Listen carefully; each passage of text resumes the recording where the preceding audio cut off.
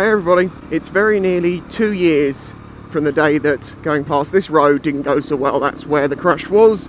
I've been planning to talk about this, and while I was asking some vlog topics on my Facebook yesterday, and I must also mention, thanks to everyone on my Facebook, we have nearly reached 5,000 people on there. It's amazing. So if you're not on my Facebook, get over there. So, injury claims. Some people agree with them, some people disagree with them. The fact of the matter is, if you truly have injuries from your accident that were not your fault, and you lost money from missing work, and you've got continued problems with injuries that may affect what you can work in the future and stuff like that, then you definitely should consider going through an injury claim. I personally just would. I have done it twice now, and I'm still in the middle of one. It's 2 years on and still going. But when you're riding a motorcycle, you get fucked up in accidents. It happens. Now, if that accident wasn't your fault, and you have someone to blame, and that's very important, because you know these no-win, no-fee people, like, if you've had an accident that's not your fault, well, you can claim with us. No. If you had an accident that wasn't your fault, and there's someone to blame with evidence to prove that they were at fault and you weren't, then you can claim. But I thought I'd explain exactly how an injury claim works, as I've been through an entire one, and I'm going through another one, and it's getting into its final stages, but it's still going on, and it's been nearly 2 years. And you might be saying, well, why the hell is it taking that long? Basically, the way an injury claim is like this. Whether you've paid extra in your insurance for legal cover, and that's what I do, and it costs me £25 a year, that gives me access to a solicitor to run the claim. Or you can go to one of these no-win, no-fee people, but I don't know exactly how good they are from, company to company, because some take money from your money, and, it's complicated, so you need to find out who's the best people at the time, but I'm going to explain how it basically works. Okay, so you've had an accident. Say it's my example of my accident, where an old man pulled out on me. Wasn't my fault, police agreed, the insurance company 100% his fault, no problems. So the claim is made easy at that point within reason, because they've already admitted 100% fault. They can't really turn back and say, well, it wasn't really his fault. It fucking was. It's been decided. So they're going to find out all your details, all the details of the crash, all that information. They'll be in contact with your insurance company, etc. And that's the beginning of it. And then time goes on, and you heal, basically, because obviously at this point you've got injuries that have got to heal up a bit. Now, once you've been to the doctors, been to the hospital, basically had your treatment, your skin's healed up, your bones are fixed, these sorts of things, then they start looking into how it's affected you long term. Have your injuries now, after the healing time, ceased? If the answer is no, like with me, then you go to see a specialist to look at the injuries, and they try and decide how long they think your injury is going to affect you for. Like, is it going to take a year or two to heal, or is it going to affect you forever? And you have to see a different specialist for each individual injury, unless there's a doctor who has an expertise in more than one area.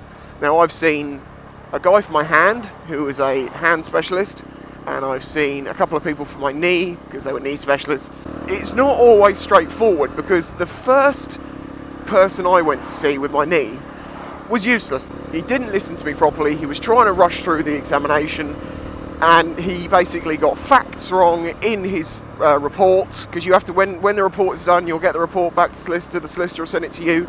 You have to go through it with a fine-tooth comb and make sure there's no mistakes in it. Now, as I say, my first knee specialist suggested that my knee would be absolutely 100% back to being completely normal in 6 months. And that's like saying that fox will be okay with a couple of paracetamol. So when I explained to my solicitor nearly 18 months on, because the claim is still going on obviously, that my knee's still not good, she said, right, well, we definitely need to get you to another specialist. So I get sent to another specialist who looked at my knee and was like, well, yes, there is damage there. It's going to affect you for the foreseeable future. Funny how those two people came up with slightly different, outlooks on it. But that's why sometimes second opinions are necessary. If you go and get a report and it doesn't seem to agree with what is going on, especially if there's a time limit on it and you're still in fucking pain a year longer than the time limit they gave, then you can be pretty sure that they haven't been very accurate with it. And that's the answer as to why injury claims take so long, because basically you have to heal completely or get to the point that you know you're not going to before they can make the claim. If they're going to try and get you the money that you deserve, as in the full money for the full extent of your injuries, because they are not, obviously they don't know the full extent of your injuries until it's happened. Okay, so that's sort of basically the big thing of it. It's these medical reports. Then obviously you're going to have to show loss of earnings because you're off work. You get like, well, my work anyway, I get 6 weeks of company sick pay, which is almost full pay.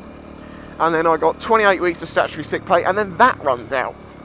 So it gets to a point that you're actually, if you've, like, say for instance, you properly got hurt in an accident and you're not working for a year, you're looking at not earning any money beyond 28 weeks.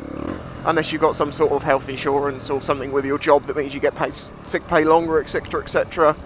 You know, but that's just the way it is. You also show all your damaged gear by photographs and stuff. So everything is put together. So basically there is two sides to the injury claim. There is the injuries themselves, and then there's loss of earnings, your gear, and all of that shiznay. So there's always two sides to it. So your solicitor will then put your all your case together into one pack, and that gets sent to the insurance company with, basically they say, we want this much, and it is guaranteed that that company will say, no, we'll give you this much. So say for instance we said we want 10 grand, they'll turn around and say we want to give you 5, and then your solicitor has to say no, that's not enough. So another letter goes back and they say we want more, and then they'll make another offer, and they'll be like, okay, we'll give you 7 or whatever. And that's basically, it's like haggling. It's the way it works. You haggle your money at the end. After all of this research, after all these reports, basically you're down to haggling, but they'll do that for you. Now this can take a long time because your solicitor sends a letter and they have 30 days to reply. They reply, and then your solicitor replies to them again, and unless they're completely on it, it's going to take a couple of weeks. Then they get the letter, and then the other side get another 30 days to fuck around and reply on the 25th day most likely. So as you can see, this is why injury claims take a long time. You've got to wait for your injuries to heal, and you've also got to wait for all the paperwork, backwards and forwards, legal amounts of time that they have to respond to letters and stuff. Eventually you come to an agreement point, solicitor sends you a cheque, and you have your money in your pocket. Now going back to the bit where people say, oh, you don't need to sue. If you're in a situation money-wise that you have money to sustain yourself through that time and not pick up any extra debt, etc., well then, okay, if you don't feel like you want to do that, then don't. However, most people who lose money for that long tend to have a bit more debt afterwards because they've had to start paying for shit with money they don't have. As certainly as I had to do. I mean, not only did I have to replace my motorcycle, eventually, I also had all that time off work, etc, etc. Now, I will mention, as you know, I actually had 2 periods of time off work because of this accident.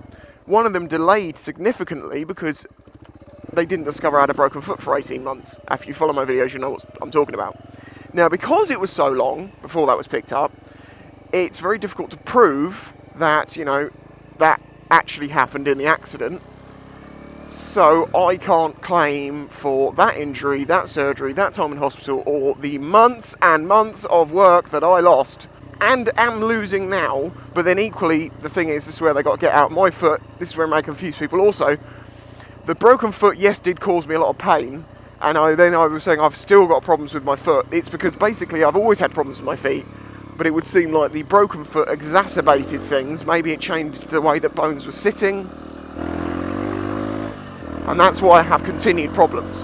But there is no direct evidence to prove that that's the way that it happened. All they know is that I had previous history, I did have a broken foot, but the future is going to be blamed on previous history always.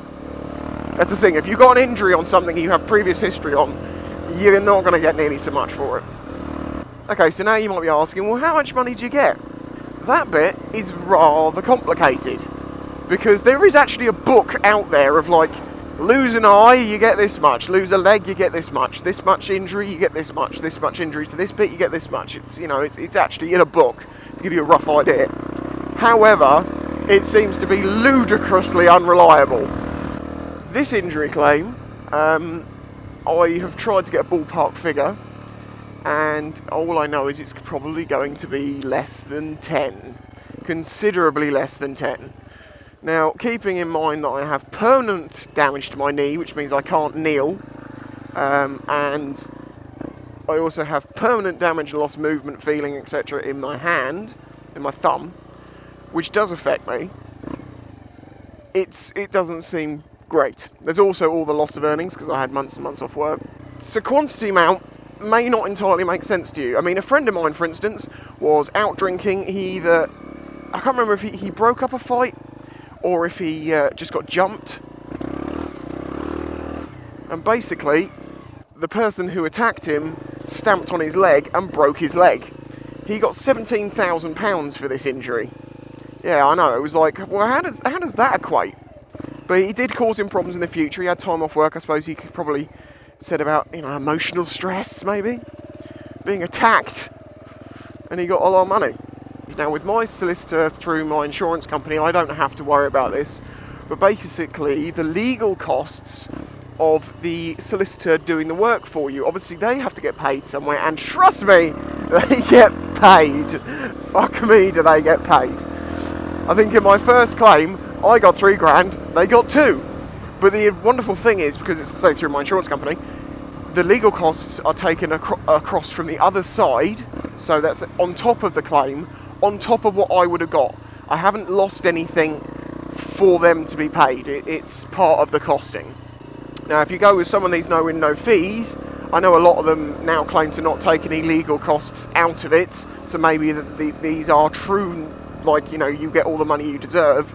But there's probably still some out there that will try and take some of the money that you're awarded, your compensation. That's an important one to find out. If they do that, I personally tell them to shove it up their arse and find one that doesn't. You poor guy! You'll be okay, buddy! I'll see you on the other side! As I say, I'm sure there's plenty of people who disagree with injury claims, and I agree with you. The problem with them is it's very easy for people to lie and get money that they don't deserve, and I don't know a way around that one. Oh, of course, as I mentioned before, this is one of the reasons why it's really good to have a camera, because in some cases, the only way you're going to be able to prove that it wasn't your fault and it was their fault, and you be able to make a claim, is the fact that you have video evidence to prove it, because all the circumstantial stuff around the accident isn't enough to prove that it was their fault. Anyway, I've rambled on enough. I hope I haven't confused you too much, but I hope that does help some people. If you're in a crash and you know you're going to have to go down this road and you feel daunted because you don't know what's going on with it, it's simple, it's complicated, but it's very, very slow, so you have plenty of time to learn the fucking ropes, and they'll help you. Anyway, I'll catch you next time. You see, there's this unicorn that trying to get pictures of naked celebrities through their windows, I'm just saying. I could imagine that it could happen. I was like, no, seriously, if it was a black hole.